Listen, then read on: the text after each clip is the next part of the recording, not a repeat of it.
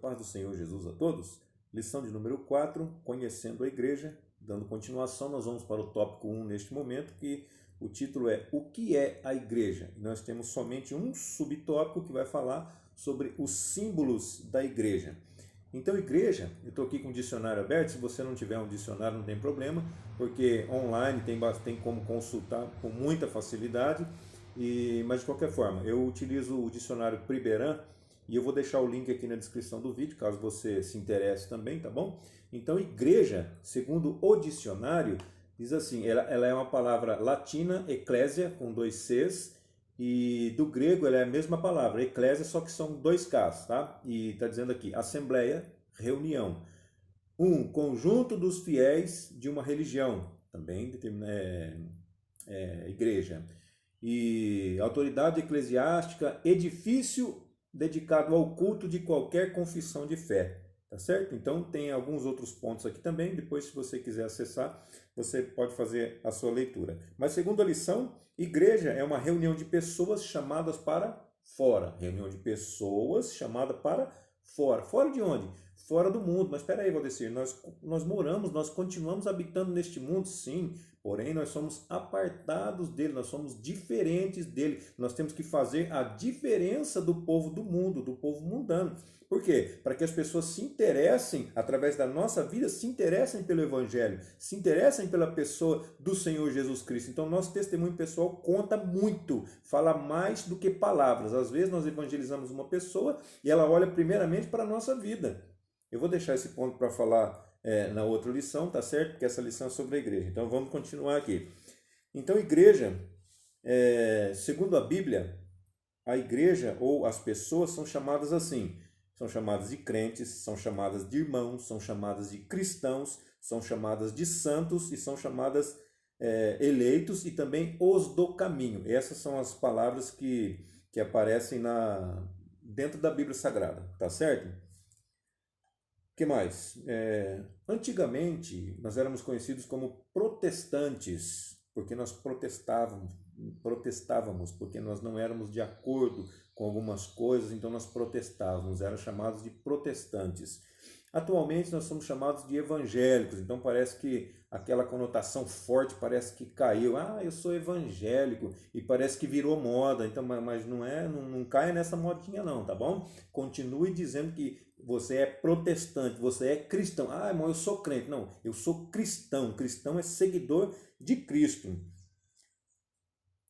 Todos os cristãos espalhados pelo mundo formam a igreja. Então a igreja é formada, ela é composta por todos os cristãos, não são todos os crentes, todos os cristãos de todos os de todo o mundo e de todas as denominações, tá certo? Das denominações que servem a Deus com verdade, porque tem denominações que a gente não gosta nem de citar, porque não serve a Deus. Eu não vou colocar aqui para vocês, mas se você entrar dentro de uma congregação, dentro de um templo, e começar a falar coisas que não são referentes à Bíblia, começar a falar heresias, cai fora. Isso não é de Deus, tá certo? Isso não é a igreja, você não vai fazer parte da igreja que vai ser arrebatada, tá certo? Igreja que vai ser arrebatada tem a base na fé aqui, centrada nas escrituras sagradas, na Bíblia Sagrada, na palavra de Deus. Começou a falar muita coisa fora da palavra de Deus, cai fora, porque isso não é de Deus. Entrando já nos símbolos da igreja, os símbolos que aqui falam são a igreja, um templo é o símbolo da igreja, o corpo é um símbolo da igreja, noiva, na verdade eu prefiro falar esposa, é um símbolo da igreja, e também a família é um símbolo da igreja.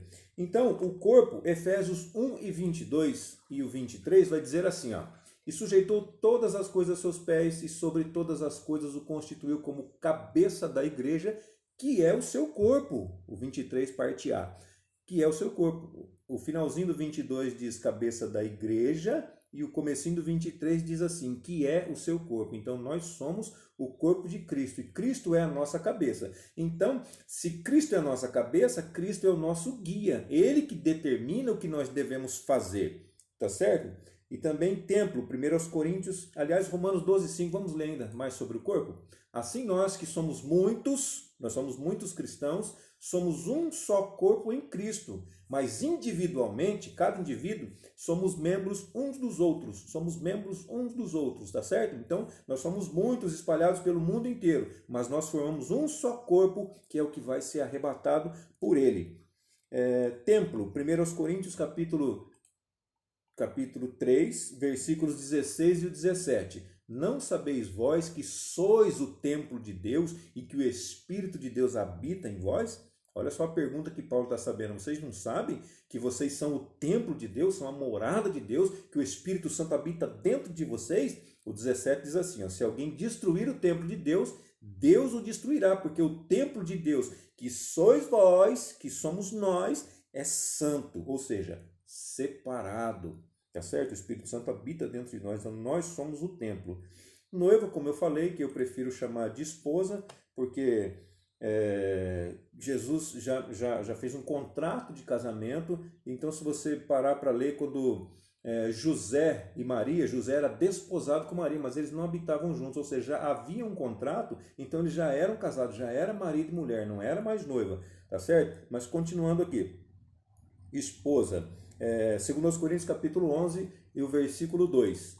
2 aos Coríntios, capítulo 11, versículo 2. Porque estou zeloso de vós com zelo de Deus, porque vos tenho preparado para vos apresentar como uma virgem pura a um marido, a saber, a Cristo. Então, como que se apresenta uma noiva para um marido? Não, é a esposa para um marido que se apresenta, tá certo? A tradução que eu estou utilizando aqui é a Almeida Corrigida Fiel, tá bom? E um outro versículo também, Apocalipse 22 e 17, olha só, talvez a sua Bíblia, se for uma outra tradução, talvez ela esteja noiva, tá bom? Mas olha aqui, ó, Almeida Corrigida e Fiel, Apocalipse 22 e 17, e o Espírito e a esposa dizem vem, tá certo? Ó, já está traduzido como esposa, aqui já está traduzido da maneira correta, como deve ser. E também família.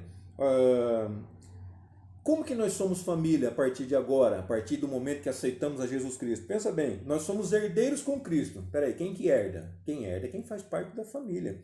Deus é o nosso Pai. Se Deus é o nosso Pai, então nós somos filhos dele. E também nós somos todos irmãos. Se nós nos chamamos de irmãos uns aos outros, então nós fazemos parte da mesma família. Amém, queridos? Deus abençoe a todos, em nome do Senhor Jesus.